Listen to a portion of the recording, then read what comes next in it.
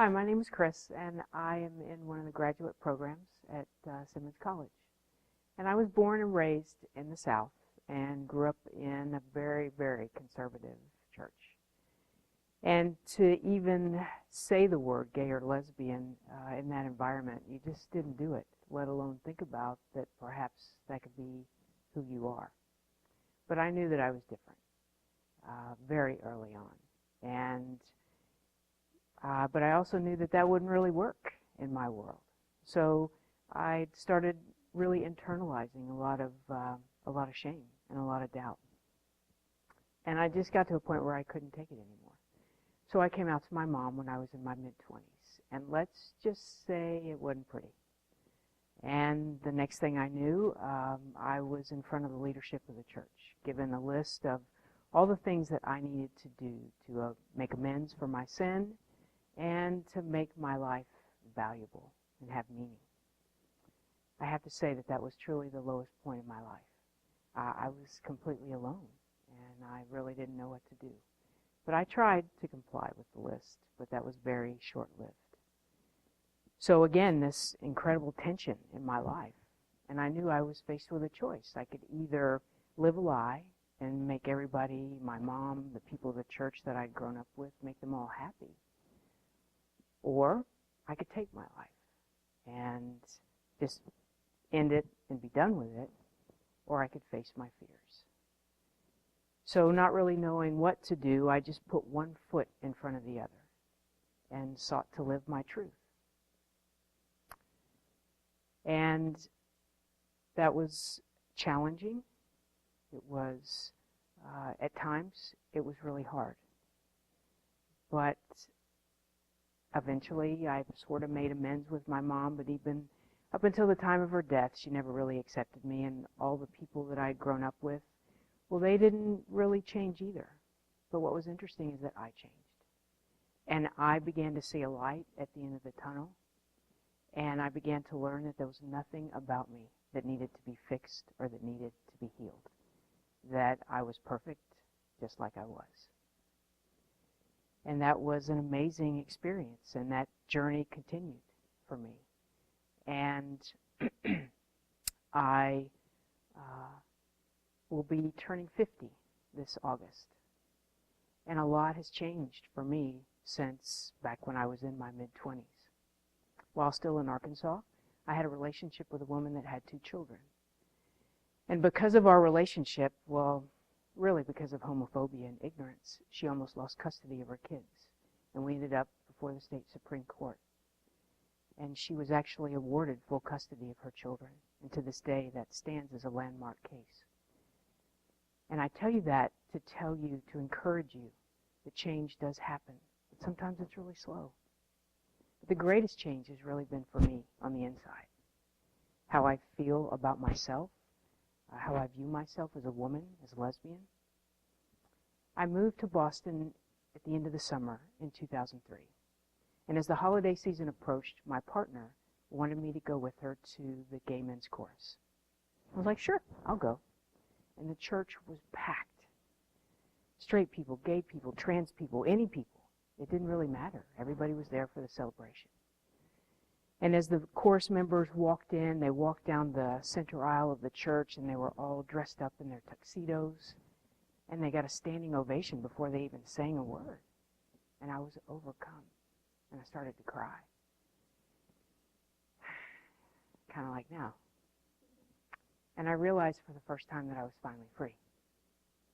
I was free from the past, and I was free to live the life that I was intended to live. So to those of you out there that may see this, don't throw in the towel. Don't give up. Reach out and get help, because it gets better. And actually, it gets way better. If I would have thrown in the towel and given up, I would have missed so many amazing things in my life. I'm actually married, legally married. I never thought that that would happen in my lifetime. I would have missed so many great relationships. I would have missed my father looking me in the eye and saying, I don't care who you love. be the best person you can be. I would have missed a lot in my life. I have an amazing partner, wife.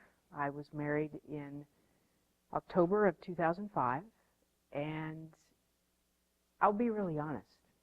I didn't think that getting married would change my relationship. I wanted to do it, and I thought it was amazing that as a lesbian that I could get married. But it has completely transformed me and my relationship for the good. And I can live my life as a regular person, and that feels so good. I suppose in some respects I'm kind of a bore. We just live a regular life like anybody else. But it's awesome to be able to live a regular life with the person that you love and that loves you. I love the people at the church that I grew up in. They were my family. They meant everything to me, and so it was very traumatic for me to come out. And as I said earlier, I had gone to my mom, and she kind of freaked and went to the pastors and the elders of the church, and they kind of freaked and basically said that my life wouldn't have any value. And so I had to renounce my homosexuality. I had to go to each one of them and their spouses in their homes and ask for forgiveness for the shame that I had brought to myself and to God. As I look back and think about what I did, I was like, what was I thinking? But to me, I knew nothing else. I didn't know I had options. And as I said, those people were my family. And the thought that I was going to rot in hell, whatever that means, scared me to death. And so I just did it. But I didn't realize that God loves me, or whatever you choose to call him or her. But God loves me exactly like I am and made me as I am.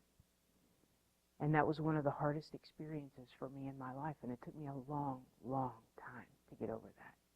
The shame and the guilt that I was less than. The bucking authority.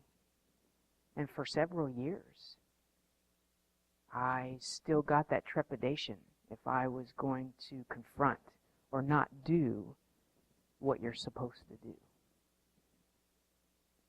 I would consider myself an extremely spiritual person now, but not a very religious one. But I'm not afraid to die. I'm not afraid to stand before God. Certainly not to stand before God as a lesbian. I'm totally cool with that. And I know that God is too. But that was really, really hard for me. And if anybody out there is experiencing that, you can have a relationship with God, your higher power, and still be gay or lesbian. So if you remember anything, please remember that. Sure. That's exactly what I was thinking. Yeah, it was horrible. I get it. Is there anything else that you think you might have missed that you'd like to talk about? That's always my last question. So is this No, I just really appreciate the opportunity, because I think for me, kind of come full circle.